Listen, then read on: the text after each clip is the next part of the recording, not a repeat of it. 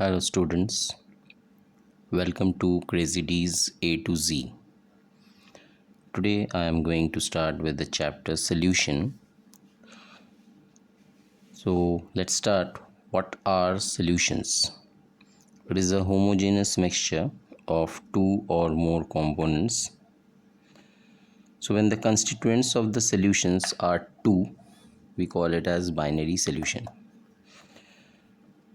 And when the constituents of the solution are three, it is called ternary. And when the constituents of the solution are 4, it is called quaternary solution. तो basically सीधी सी बात है कि जब भी एक या एक से ज़्यादा कंपोनेंट्स को आपस में जोड़ा जाता है वो मिलकर के एक तरह का होमोजीनस मिक्सचर बनाता है। और ये होमोजीनस मिक्सचर ज़रूरी नहीं होता कि सिर्फ लिक्विड सॉल्यूशन ही हो, वो अलग अलग तरह के सॉल्यूशंस हो सकते हैं, चाहे सॉलिड सॉल्यूशन होगा, लिक्विड सॉल्यूशन होगा या फिर गैसियस सॉल्यूशन होगा। अगर दो कंस्टिट्यूएंट्स आपस में जुड़ रहे हैं तो वो बाइनरी है, अगर तीन जुड़ रहे हैं तो टर्नरी, और चार जुड़ रहे हैं तो क्वाटर्नरी सॉल्यूशन कहलाता है। तो किसी भी कंस्टिट्यूएंट्स को समझने के लिए ज़रूरी होता है कि उसके कंस्टिट्यूएंट्स हैं कौन कौन से। हमारे कोर्स में सिर्फ बाइनरी सॉल्यूशन है, तो यहाँ पे जो दो कंस्टिट्यूएंट्स आते हैं वो हैं सल्यूट और सॉल्वेंट। सल्यूट को हम ए से रिप्रेजेंट कर रहे हैं और सॉल्वेंट को बी से। So let's see what are the types of solutions. Solutions have been categorised into three types: solid, liquid and gases. तो बेसिकली होता क्या है कि अगर हम किसी भी सॉल्यूशन को नाम देते हैं तो वो उसके सॉल्वेंट के बेसिस पे डिपेंड करता है। जैसे मैंने यहाँ पे कहा solid solution, that means solute solid, liquid या गैस में से कुछ भी हो सकता है, लेकिन सॉल्वेंट सिर्फ सॉलिड ही होगा। ठीक है। इसी तरह से अगर हम लिक्विड सॉल्यूशन की बात कर रहे हैं तो यहाँ पे सल्यूट सॉलिड, लिक्विड या गैस कुछ भी हो सकता है, लेकिन सॉल्वेंट सिर्फ लिक्विड ही होगा। इसी तरह से गैसियस सॉल्यूशन में भी सल्यूट सॉलिड, लिक्विड, गैस में से कुछ भी हो सकता है, लेकिन सॉल्वेंट सिर्फ गैस होगा। दैट मीन्स व्हाट कि जो सबसे ज़रूरी चीज़ है कि सॉलिड सॉल्यूशन, लिक्विड सॉल्यूशन या गैस सॉल्यूशन के लिए वो है सॉल्वेंट। यानी पूरी तरह से सॉल्वेंट के बेसिस पे हम किसी भी टाइप के सॉल्यूशन को डिफ़ाइन करते हैं। ओके, अब इनमें सबसे ज़्यादा कॉमन कौन सा है? The most common among them is the solid liquid solution, liquid liquid solution and gas liquid solution. अब बात करते हैं अलग अलग सॉल्यूशंस की। जब हम बात कर रहे हैं तो इसमें सबसे इम्पॉर्टेंट रोल जो प्ले करता है वो है solubility. So let's see what is solubility. It is the maximum amount of solute that can be dissolved in 100 gram of solvent at a specific temperature. तो सॉल्युबिलिटी जो सॉलिड की होती है वो लिक्विड में डिपेंड करता है दो फैक्टर्स के ऊपर। पहला है कि वो सल्यूट किस तरह का है, यानी nature of the solute.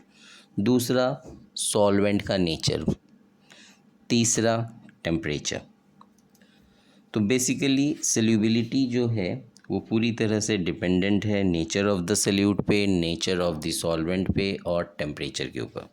Okay, now let's see the causes of solubility. For a solid liquid solution अगर हम बात करें, किस चीज़ के ऊपर सॉल्युबिलिटी डिपेंड कर रहा है? That is inter ionic attraction in the solute molecules. दूसरा है inter molecular attraction between the solvent molecules. और तीसरा है सॉल्वेशन। सॉल्वेशन यानी कि अगर कोई सॉल्वेंट है तो हम उसके लिए वर्ड सॉल्वेशन लगाते हैं। अगर कहीं पे कोई सॉल्वेंट वाटर है तो हम वहाँ पे हाइड्रेशन लगाते हैं। ओके, तो बेसिकली सॉल्वेशन या हाइड्रेशन एंथैल्पी अगर सॉलिड के लैटिस एनर्जी से ज़्यादा होगा तो हम कहते हैं कि सॉल्युबिलिटी होगा, यानी वो सॉलिड इजीली लिक्विड में सॉल्यूबल हो जाएगा। लेकिन अगर लैटिस एंथैल्पी सॉल्वेशन या हाइड्रेशन एंथैल्पी से ज़्यादा हुआ तो दैट मीन्स सॉलिड डिज़ोल्व नहीं होगा। तो ये एक इम्पॉर्टेंट क्राइटेरिया है जिसके बेसिस पे कि कोई भी सॉलिड लिक्विड में डिज़ोल्व होता है। दैट मीन्स अगर सॉलिड का लैटिस एंथैल्पी ज़्यादा है सॉल्वेशन या हाइड्रेशन एंथैल्पी से, तो उस केस में सॉल्युबिलिटी पॉसिबल नहीं है, that means no solubility. Okay, so now let's see Henry's law. What is this Henry's law? It states that at a constant temperature, solubility of a gas in a liquid is directly proportional to the pressure of the gas. यानी P is equal to KH into X. तो सीधी सी बात है, यहाँ पे KH क्या है? This is the Henrys constant, जो कि अलग अलग लिक्विड्स के लिए अलग अलग होता है. यहाँ पे X काई है, दैट इज़ मोल फ्रैक्शन, और जो P है that is the partial vapour pressure. तो हेनरी ने एक्चुअली क्या कहा कि किसी भी लिक्विड के ऊपर जब सॉल्यूट मौजूद है तो उसका प्रेशर एक इम्पॉर्टेंट रोल प्ले करता है सॉल्युबिलिटी के लिए, और जैसे ही वो सॉल्यूट डिज़ोल्व होता है तो वही सॉल्यूट का मोल फ्रैक्शन एक इम्पॉर्टेंट रोल प्ले करता है. That means pressure of the gas above the solution and the mole fraction of the solute in the solution, they both play an important role during Henry's law. और उसी के basis पे ये formula दिया गया P equal to KH into X. That means P is directly proportional to X. Okay, now let's see the limitation of Henry's law. What are the limitations? पहला है, it is applicable only when the pressure of the gas is not too high and temperature is not too low. दूसरा, gas not undergoing any chemical change, किसी तरह का कोई chemical change अगर gas ना consider करा जाए. तीसरा, गैस not undergoing association और dissociation, यानी कि जिस वक्त सॉल्युबिलिटी हो रही है उस वक्त गैस का एसोसिएट होना या डिसोशिएट होना भी उसकी सॉल्युबिलिटी पे असर डाल सकता है. Now let's see the application of Henry's law. What are the application? पहला एप्लीकेशन है सॉफ्ट ड्रिंक्स के ऊपर. बेसिकली क्या होता है, आप किसी भी तरह का कोई भी कोल्ड ड्रिंक्स पीते हो, वहाँ पे वो होता क्या है, that is a carbonated water. Carbonated water मतलब CO2 present in the soda water. तो here CO2 is the solute and soda water is the solvent. So when a solute is passed through solvent under high pressure, solubility takes place. That's the thing. So more the pressure, more is the solubility. And with respect to temperature, if we say, solubility is inversely proportional to temperature. तो at low temperatures आपने notice किया होगा कि aquatic animals जो हैं वो easily survive करते हैं, और जैसे जैसे हम ओशन के पानी में डीप इनसाइड जाते हैं वैसे वैसे उसका टेम्परेचर ठंडा होता चला जाता है. दैट मीन्स वहाँ पे टेम्परेचर कम होने की वजह से सॉल्युबिलिटी ज़्यादा है ऑक्सीजन का, इसलिए एक्वेटिक एनिमल्स वहाँ पे सरवाइव करना पसंद करते हैं. Okay, now let's see the another application of Henry's law, that is scuba diving. तो बेसिकली स्क्यूबा डाइवर्स कौन होते हैं? गोताखोर जो कि पानी के नीचे जाते हैं एक ऑक्सीजन सिलेंडर लेके. तो जनरली होता क्या था, पहले ज़माने में अराउंड 1970s की अगर हम बात करें, उस वक्त उनके सिलेंडर में ऑक्सीजन के साथ नाइट्रोजन गैस को डाला जाता था. नाइट्रोजन की ज़रूरत इसलिए पड़ती थी वहाँ पे क्योंकि वो एक हैवी गैस है और बॉडी के साथ पानी के अंदर लगे रहने में सिलेंडर को मदद करता है. अगर हम सिर्फ ऑक्सीजन लेके जाते तो शायद वो सिलेंडर हमारे बॉडी से सेपरेट आउट हो जाता. इसके लिए नाइट्रोजन की हमें ज़रूरत पड़ी उसमें डालने के लिए. अब प्रॉब्लम कहाँ पे आया, लेट्स सी दैट. मान लीजिए कि ये बोट है और ओशन के ऊपर है, यहाँ से स्क्यूबा डाइवर ने जंप लगाया और वो बॉटम ऑफ द ओशन तक गया. यहाँ पे फॉर्मूला अप्लाई होता है P equal to H rho G. H यानी कि हाइट, रो हो गया डेंसिटी ऑफ वाटर और G हो गया ग्रेविटी. जब वो नीचे आ रहा है तो इस दौरान वो धीरे धीरे क्या चीज़ें फील कर रहा है, प्रेशर इंक्रीज़ हो रहा है जिसकी वजह से सॉल्युबिलिटी इंक्रीज़ हो रहा है. और जब सॉल्युबिलिटी इंक्रीज़ होता है तो उसके लिए उसको ऑक्सीजन ईज़िली अवेलेबल हो जाता है, उसे सांस लेने में दिक्कत नहीं आती है. साथ ही साथ टेम्परेचर भी डिक्रीज़ हो रहा है तो डेफिनेटली सॉल्युबिलिटी बढ़ रहा है.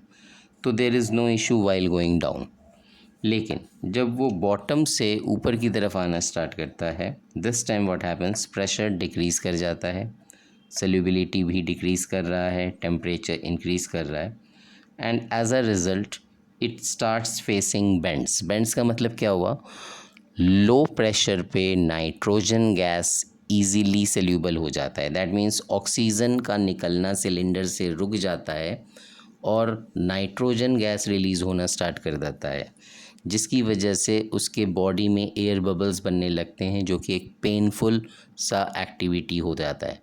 इसे बेंड्स कहते हैं, और इस बेंड्स की वजह से उसे तैरने में दिक्कत आना शुरू हो जाता है। ओके, तो इस चीज़ को दूर करने के लिए आफ्टर 1970 व्हाट हैपेंड, इसी सिलेंडर में नाइट्रोजन ऑक्सीजन के साथ हीलियम गैस को इंट्रोड्यूस किया गया। तो जैसे ही हीलियम गैस को इंट्रोड्यूस किया गया, हीलियम गैस के इंट्रोड्यूस होते ही 48.6% डाला गया। तो हीलियम गैस के इंट्रोड्यूस होते ही हुआ ये कि लो प्रेशर पे हीलियम नाइट्रोजन से पहले सेल्यूबिलिटी शो करना स्टार्ट किया। दैट मीन्स नाइट्रोजन रिलीज़ नहीं हुआ बल्कि हीलियम गैस रिलीज़ होना स्टार्ट हुआ, और जैसे ही ये हुआ, हीलियम वेन्स में सेल्यूबल था, ब्लड वेन्स में, इसलिए इसने एयर बबल क्रिएट नहीं किया, जिसकी वजह से किसी तरह का कोई बेंड्स नहीं आया। So this was the final conclusion for scuba diving. Now let's see the next topic, anoxia. Anoxia एक तरह का डिसऑर्डर है जो कि हाई एल्टीट्यूड में रहने वाले लोगों के साथ होता है। इसमें प्रॉपर ऑक्सीजन सप्लाई की ना होने की वजह से लोगों के सोचने और समझने की शक्ति थोड़ी कम हो जाती है। That means a condition way they can't think और अनेबल टू थिंक प्रॉपरली। तो ये सिर्फ इसलिए होता है क्योंकि सोल्यूबिलिटी ऑफ ऑक्सीजन गैस काफ़ी कम हो जाता है under low pressure belt. Okay, now let's see the expression concentration of solution. अगर हम किसी सॉल्यूशन के कंसंट्रेशन को एक्सप्रेस करना चाहते हैं तो हम किस तरह से कर सकते हैं। सबसे पहले है मास परसेंटेज, यानी W/W। So mass percent of solute is equal to mass of solute upon total mass of solution into 100। इसके लिए मैंने एक एग्जांपल लिया है। सपोज 10% NaOH W/W आपको दिया गया है। What does this mean? It means 10 gram of NaOH present in 90 gram of water to form 100 gram of solution. दूसरा है volume percentage V/V। What does this mean? Volume percent of solute is equal to volume of solute upon total volume of solution into 100। For example 10% HCl V/V अगर हमें दिया गया है, what does this mean? It means 10 ml HCl present in 90 ml of water to form 100 ml of solution. तीसरा है mass by volume percentage, that is W/V। What is the formula for it? Mass by volume percent equal to mass of solute upon volume of solution into 100। तो इसके लिए मैंने example लिया है 10% NH4OH W/V। इसका मतलब क्या हुआ? It means 10 gram of NH4OH present in 90 ml of water to form a solution. यहाँ पे हम 100 ग्राम सोल्यूशन या 100 ml सोल्यूशन नहीं बोल सकते, क्योंकि सोल्यूट ग्राम में है और सॉल्वेंट ml में है। नाउ नेक्स्ट इज पार्ट्स पर मिलियन, इट इज़ ppm। तो ये क्या होता है? Number of parts of the component upon total number of parts of all the components of the solution into 10⁶। That means इस ppm का यूज़ हम generally बड़े पैमाने पे करते हैं, जहाँ पे कि हम 1 लीटर क्यूबिक सेंटीमीटर्स में वाटर को कलेक्ट करते हैं और उसमें ऑक्सीजन कंटेंट को चेक करते हैं। Next is the mole fraction. This is represented by chi, that is as written as x. It may be defined as the ratio of number of moles of one component to the total number of moles of all the components present in the solution. और ये unitless होता है क्योंकि एक ratio है। तो अगर हम सल्यूट को A से रिप्रेजेंट करें और सॉल्वेंट को B, तो that means number of moles of salute को हम लिखेंगे Na which is equal to given mass of solute upon molar mass of solute. Given mass WA से रिप्रेजेंट करते हैं और मोलर मास को MA से. Similarly number of moles of solvent NB equal to WB by MB. तो अगर हमें mole fraction salute का निकालना है, that means XA equal to NA upon NA plus NB. Similarly mole fraction of solvent अगर हमें निकालना है तो XB equal to NB upon NA plus NB. Important चीज़ क्या है कि दोनों को अगर हम आपस में जोड़ देते हैं XA plus XB, this becomes equal to 1. यानी अगर हमें मोल फ्रैक्शन किसी एक का पता चल जाता है तो दूसरे का निकालने की ज़रूरत नहीं है, वो हम 1 से माइनस करते ही निकाल सकते हैं. Next expression is the molarity, जिसे हम कैपिटल M से रिप्रेजेंट करते हैं. It is defined as the number of moles of solute dissolved in 1 liter of solution. It is represented by capital M. So what is M? It is number of moles of solute यानी Na upon volume in liter. So Na को हम लिख सकते हैं WA by Ma upon volume in liters. अगर हमारा volume litre में ना हो, ml में हो, दैट्स केस में हम इसे मल्टीप्लाई कर देते हैं 1000 से. इसका यूनिट है मोल्स पर लीटर या फिर मोलर. मोलैरिटी जो है टेम्परेचर के साथ इजीली चेंज कर जाता है. रीज़न ये है कि वो वॉल्यूम के साथ डिपेंडेंट है. तो जैसे ही टेम्परेचर में चेंज आता है उसकी वजह से वॉल्यूम में फ़र्क पड़ जाता है और वॉल्यूम में फ़र्क पड़ने से मोलैरिटी में चेंज आ जाता है. वॉल्यूम और टेम्परेचर एक्चुअली डायरेक्टली प्रोपोर्शनल है according to Charles law. Next है मोलैलिटी. इट हम स्मॉल m से रिप्रेजेंट करते हैं. It is defined as the number of moles of solute dissolved in 1 kilogram of solvent. तो basically this is equal to moles of solute upon mass of solvent in kg, यानी Na upon WB in kg. तो Na को हम लिख सकते हैं WA by MA by WB in kg. That means WA by MA, और अगर WB ग्राम में है तो हम इंटू 1000 कर सकते हैं. इसे स्मॉल m से रिप्रेजेंट करते हैं और इसका यूनिट है मोल्स पर kg या फिर मोलल. इम्पॉर्टेंट चीज़ क्या है कि molality is independent of temperature, तो इसलिए इसे सबसे ज़्यादा कंसिडर किया जाता है किसी भी सॉल्यूशन के कंसंट्रेशन को एक्सप्रेस करने के लिए. ओके, मैं ये पूरा का पूरा जहाँ जो पढ़ाया है इसको डिस्क्रिप्शन बॉक्स में PDF फॉर्म में डाल दे रहा हूँ as a notes. Thank you.